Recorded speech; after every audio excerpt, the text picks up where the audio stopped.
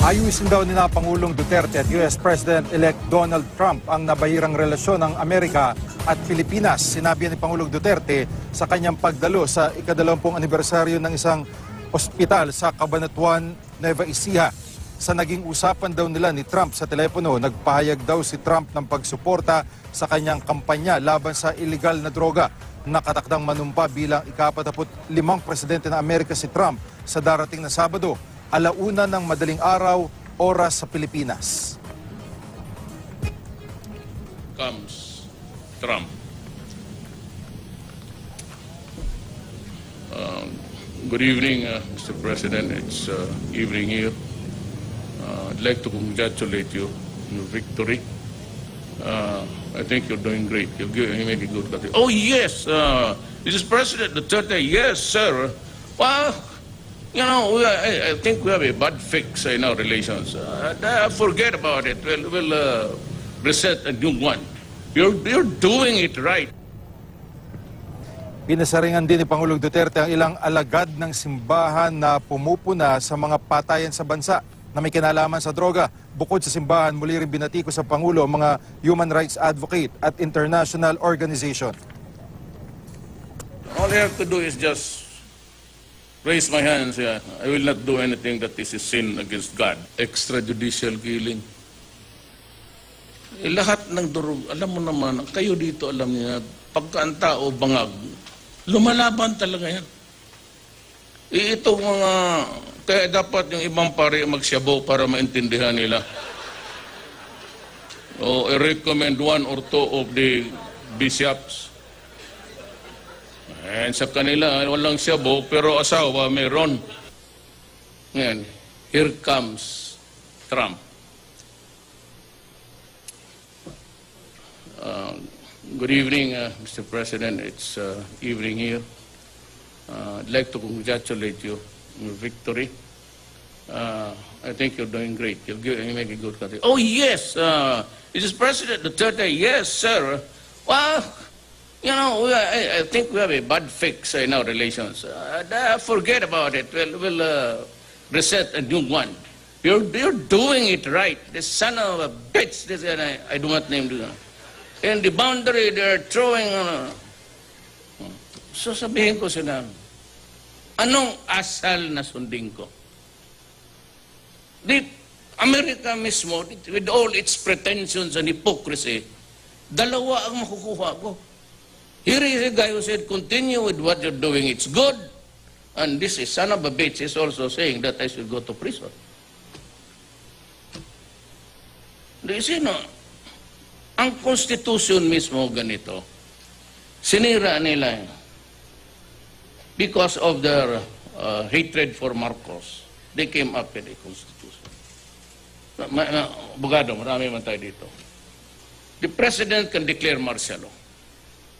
But any citizen of this country can bring a petition to the Supreme Court to question on the legal basis for declaring martial law. But in the same paragraph, the President, after 60 days, should go to Congress for an extension, if he wants to. If he has to complete the slaughter. Ngayon, pagdating sa Supreme Court, sabihin ng Supreme Court, it is baseless. It does not amount to any legal basis. Sabihin ng Congress, go ahead. Because it is the national security which is at stake. Kung magmangga yung dalawa, if they cannot agree, because the President usually and Congress are bedfellows, politiko. O ngayon, who decides now? Supreme Court sabi, wag. Sabi ng Congress, yes. Who decides? The sitting President. So ako, it will discourage me to become a despot because I now can interpret the law itself and it is final. Nag-aaway kayong dalawa, dito. Yan ang ibig kong sabihin. Ito namang newspaper, Duterte martial law. I will not declare martial law. At kung mag-declare ako ng martial law, hindi ako mag-ingay. At magtanong anong basis, putang ina ka, wala kang pakialam. Basta tumahimik kayong lahat.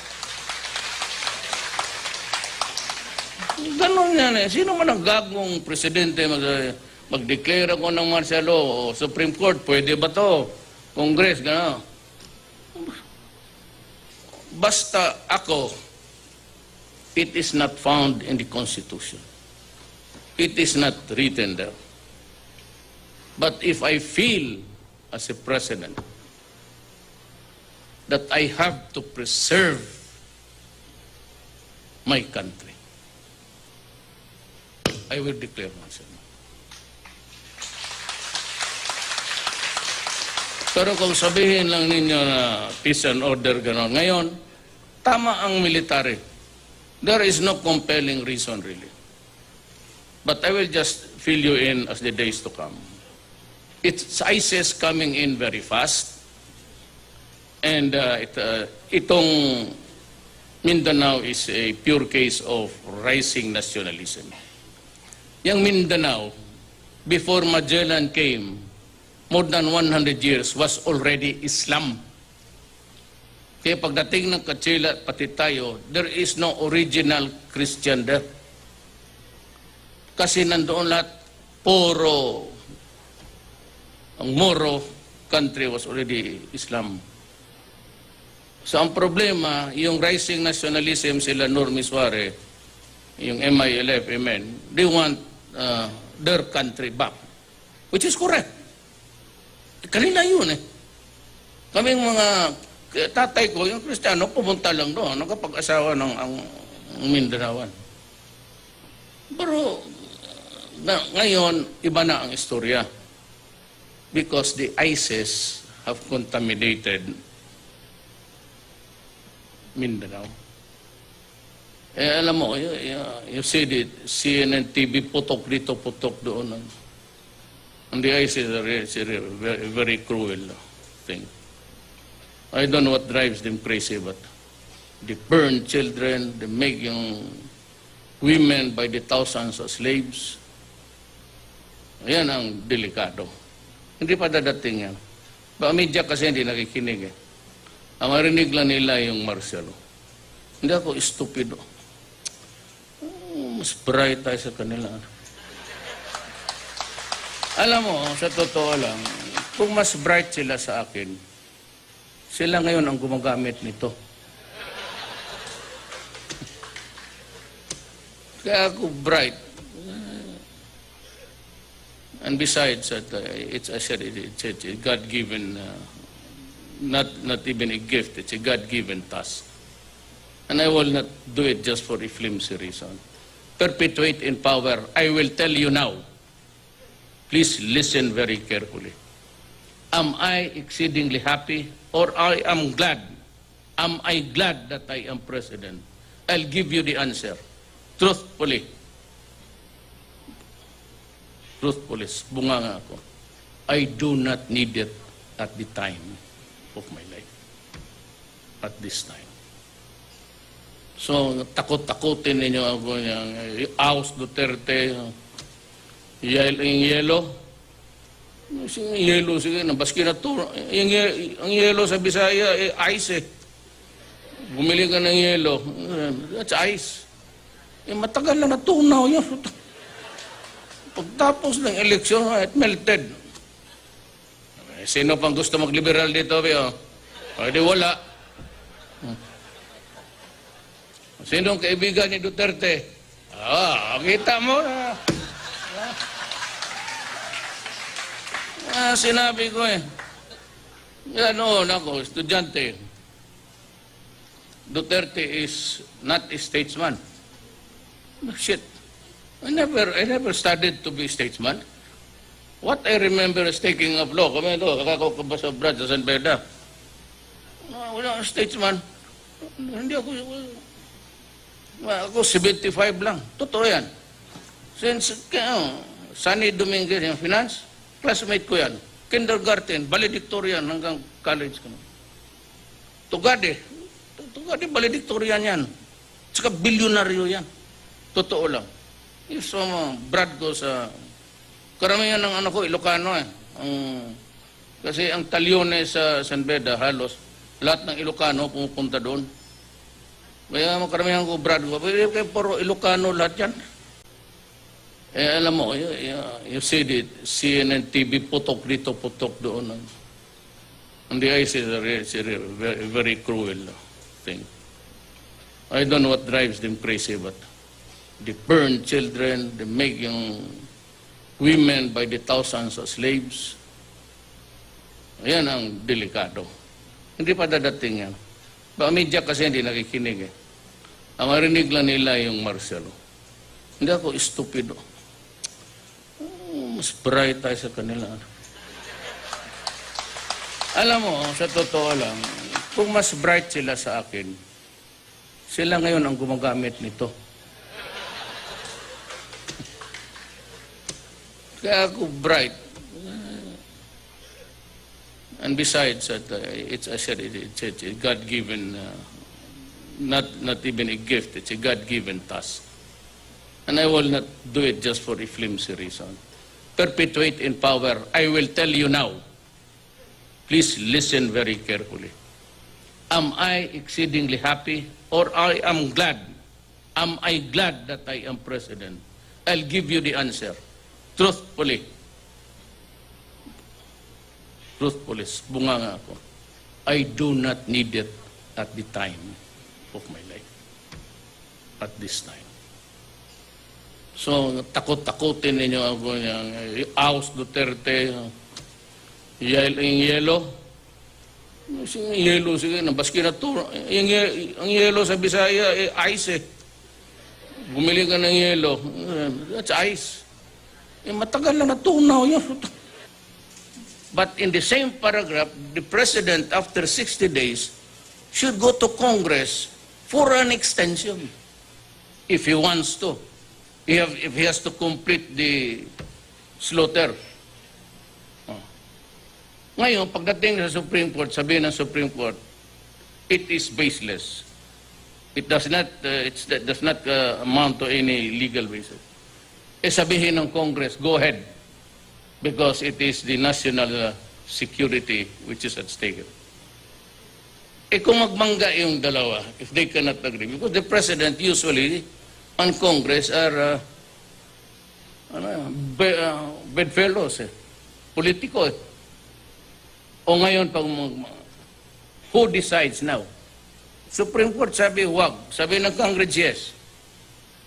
Who decides? The sitting president.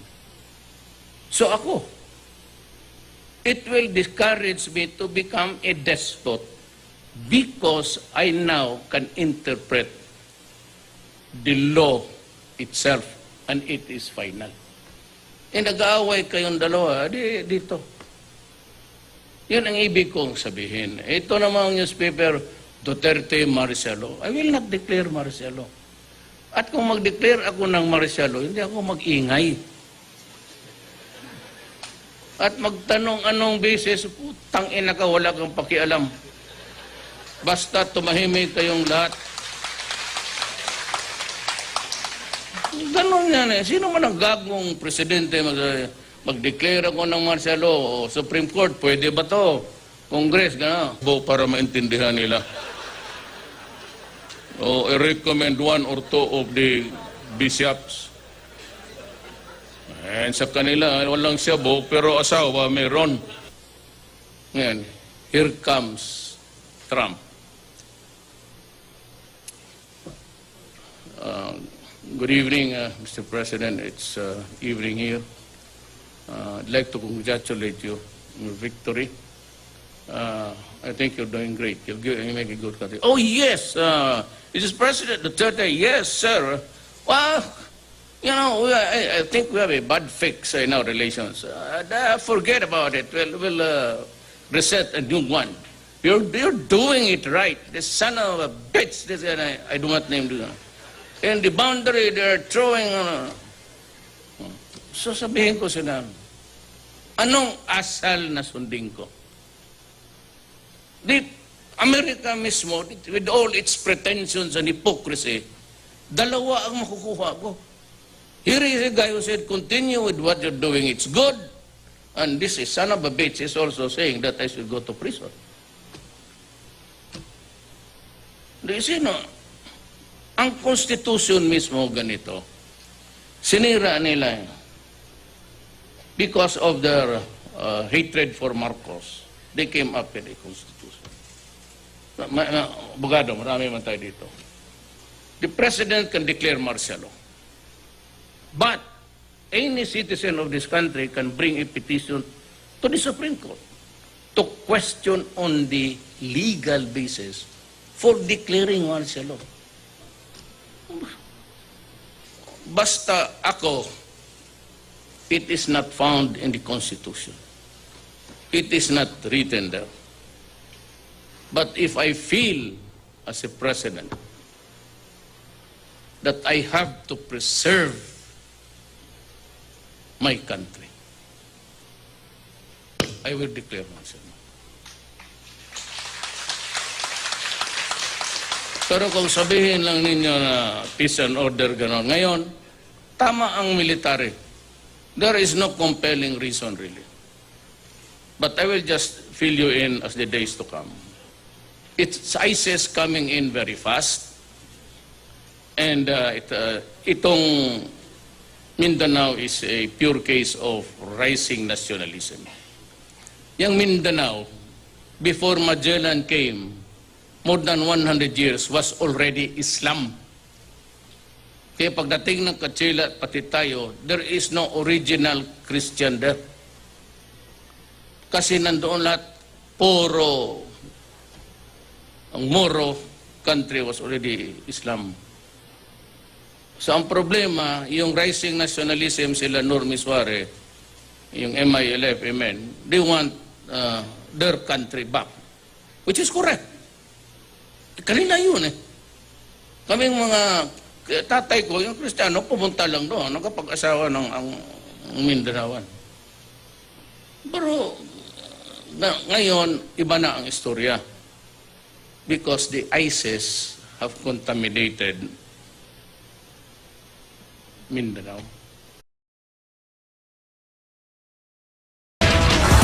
Ayusin daw ni na Pangulong Duterte at US President-elect Donald Trump ang nabahirang relasyon ng Amerika at Pilipinas. Sinabi ni Pangulong Duterte sa kanyang pagdalo sa ika-20 anibersaryo ng isang ospital sa Cabanatuan, Nueva Ecija.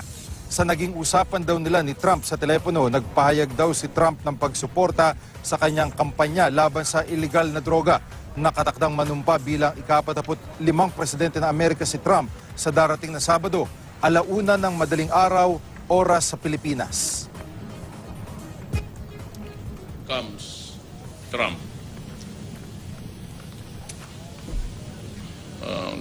Good evening, Mr. President. It's evening here. I'd like to congratulate you on your victory. I think you're doing great. You make a good country. Oh, yes, Mr. President Duterte, yes, sir. Well, you know, I think we have a bad fix in our relations. Forget about it. We'll reset a new one. You're doing it right.